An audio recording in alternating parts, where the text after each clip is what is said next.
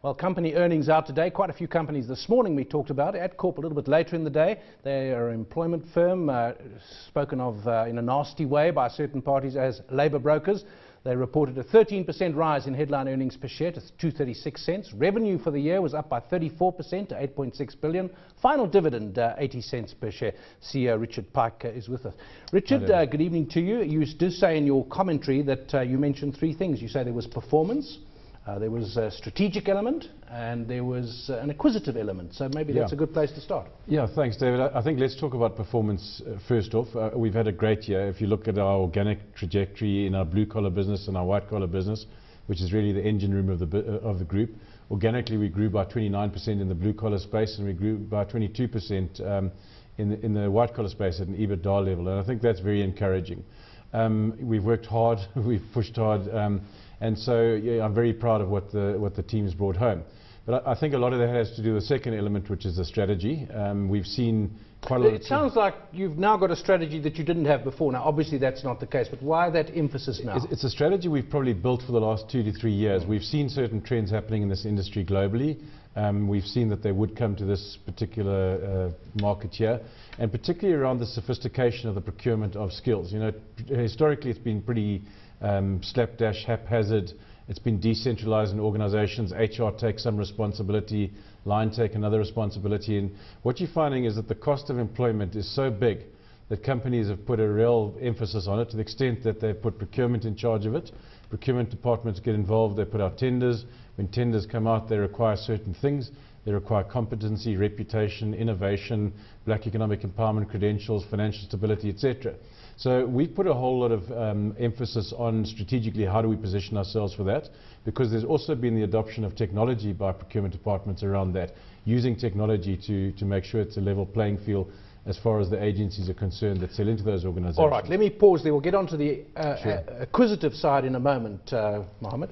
Yeah, I mean, something that's a burning question for me is naturally, as we stand today, we've got this very antagonistic relationship between labour, private sector, government. There was also an interesting report put out by Adcorp in terms of the decreasing influence of the trade unions in terms of union membership. Yeah. How does all of that feed through in terms of the prospects for your business?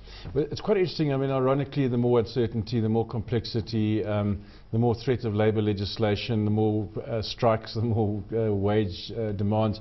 That does play into our hands from the point of view that there's a preference for contract workers in preference to permanence, and also it becomes so complex for organisations they'd rather outsource it. So give it to someone like Adcorp, they can deal with all the complexity that comes with that. So that definitely plays into our hands.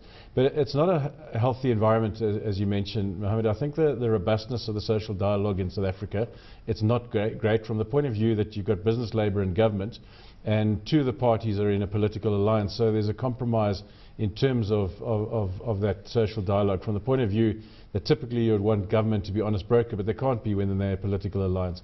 So you know how we get through that impasse, and it's a little bit unfair to say Labour is in a political alliance, because it's COSATU is in a political alliance, not all the unions.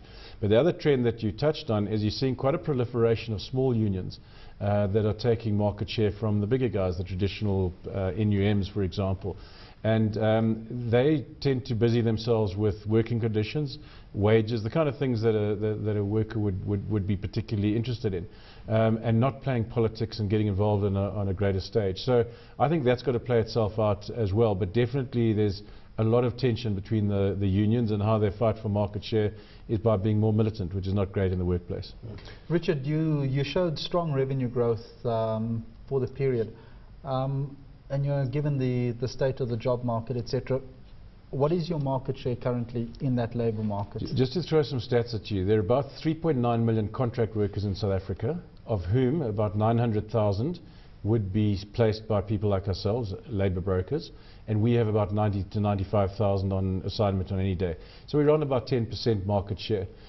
We think that there's an opportunity to gain more of the 900,000, but also the 3 million that are disintermediated. From the point of view, as I mentioned earlier, the more complexity there is, the more people outsource that.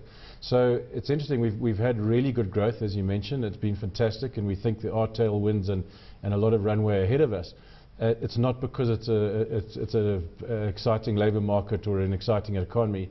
It's the fact that we can position quite uniquely and take market share in that space.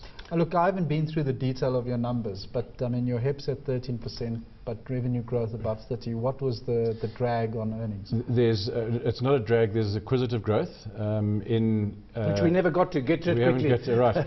We bought a business called Paracon, which was a listed company, the biggest IT contracting business, which has just come into our numbers for the full 12-month period in the first place, and we issued equity for that. So, so if you look at organically, as I mentioned, we grew probably somewhere around about 20%, just north of 20%. On the tax line, though, we paid more tax because we gave less learnerships, which you get tax deductions for, and that's really through sort of administrative deficiencies in the CETA system.